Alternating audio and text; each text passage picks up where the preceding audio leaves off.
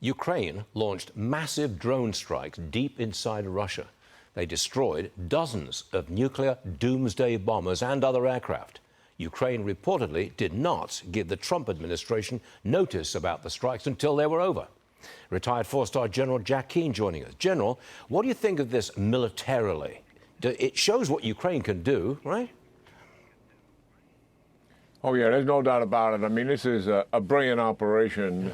The only thing I've seen that even compares to is what the Israelis did with Hezbollah, you know, with damaging people's phone devices simultaneously. This is a simultaneous attack that spread from western Russia all the way to close to the border of China. 5 airfields were targeted, 4 were successful. 1 had a premature launch of the drones before arriving in the vicinity of the airfields.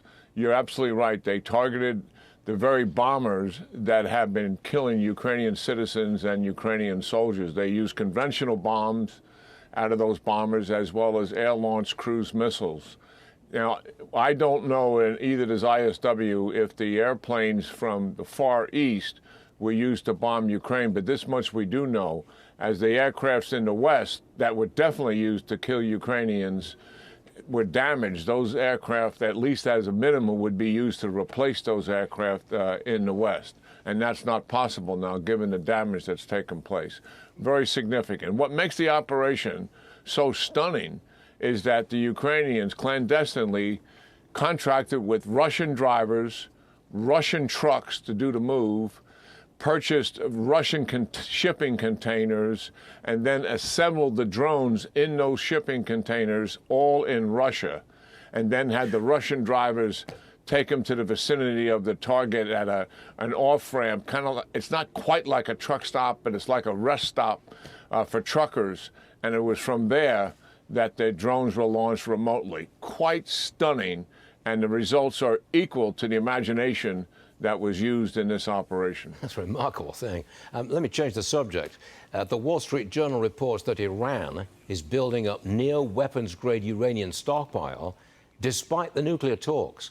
How can Iran be trusted on anything? The Iranian diplomats say Tehran is poised to dismiss our nuclear proposal. How can we trust them on anything after this? Well, Stuart, you're absolutely right. We've been dealing with these guys now for 45 years. Yeah, right. And they lie and cheat, and they cannot be trusted. And look at see how preposterous this is? They are so close to 10 nuclear weapons in a matter of weeks having them. Being able to deploy them would take several months or a year. And at the same time, they're going into negotiations and looking our guys right in the eye and say, well, we only need the enrichment to have civil nuclear power. And they look us in the eye and tell us that. I mean, this is the absurdity of what we're dealing with. Here's what I really think we are.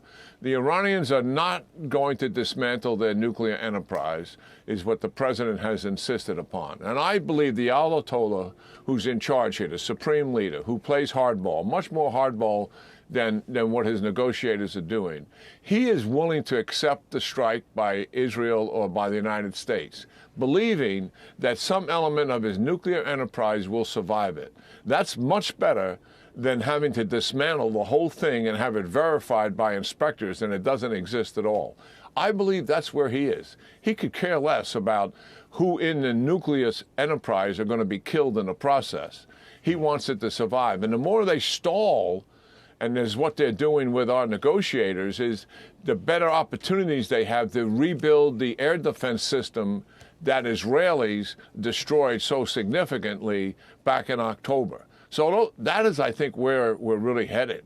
And I think the Trump administration at some point here is going to recognize that we're not getting any place with these guys, and we're going to have to go to the hard solution, which is an airstrike to dismantle it. That would really be quite something, wouldn't it? But we're close to that situation.